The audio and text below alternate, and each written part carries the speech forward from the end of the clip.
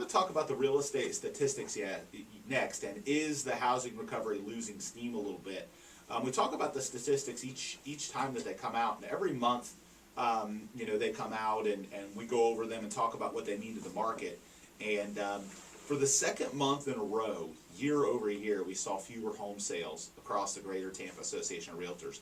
We saw it in January last year. We saw 1,676 sales. This January we saw 1,574.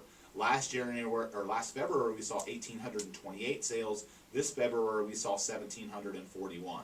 So granted, that number of sales, for the first time in about 20 months, was lower year over year than than the prior year's month. Now, there's still some good news with the statistics, specifically related to the prices. 180,866 is the average sale price in Tampa Bay. Last year, in February, it was 171. It hit 180 in March and then stayed above that all year. So February is compared to last year, the third worst price month, compared to last year. So our prices are starting to soften a little bit. Additionally, in the price scenario, our average sale price in January was 182. In February, it was 180. It never drops from January to February. If you look at a 10-year rolling history in our market, the average sale price has never dropped from January to February like it did this year.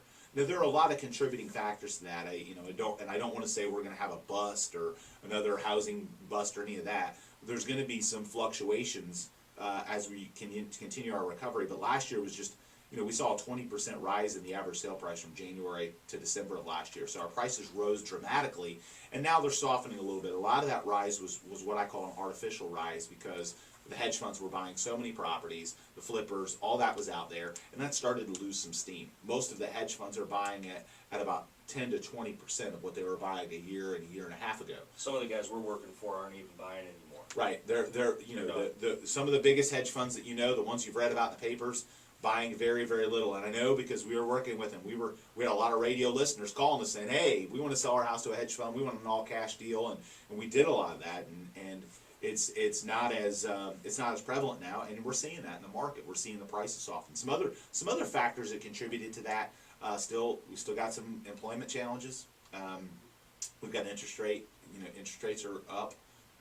They've dropped the last few weeks, but they're up compared to where they were a year and 2 years ago. Right. So consumers, the prices have risen and interest rates have risen, and consumers have looked at it. It's become more unaffordable for some people. So, I'm hopeful that we see some trends in March, April, and May where those numbers start to rise again, and we get closer to that, kind of that sweet spot. That 200,000 average sale price seems to be where our market is kind of at optimum.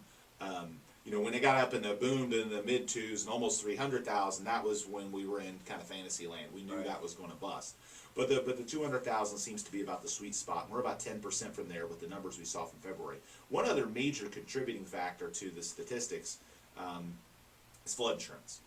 The flood insurance stuff that has gone on the last several months has caused a stigma in our market for a lot of pockets of town. And people think that this flood insurance issue just causes issues with people in coastal areas, Pinellas County or even South Tampa, because it's like a peninsula. But we had sales fall apart in Plain City and Brandon and Riverview because elevation changes.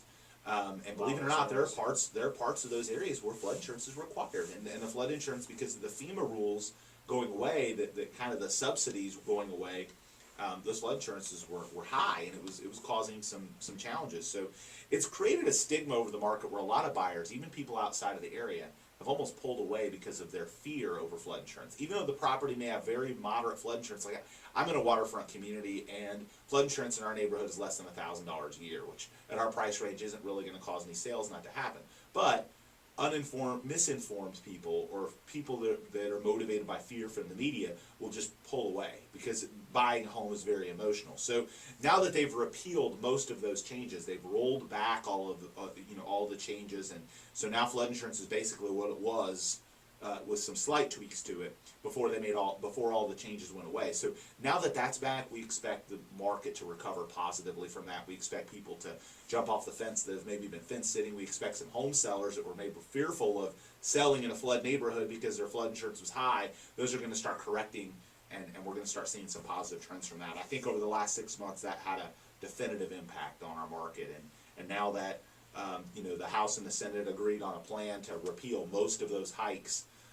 It's a big win for Florida and a big win for our real estate market. And I think it was affecting us. I would talk to people in Detroit or in Indianapolis, Indiana, or somewhere in the Midwest or even the North about what was going on in their real estate market, and they weren't seeing that drop in price that we've seen the last 6 months. And it's because they didn't have the flood insurance issue. It's not as prevalent in Detroit. Unless you're on Lake Michigan, or I'm not even really sure if Lake Michigan's in Detroit. If you're on one of the lakes, right?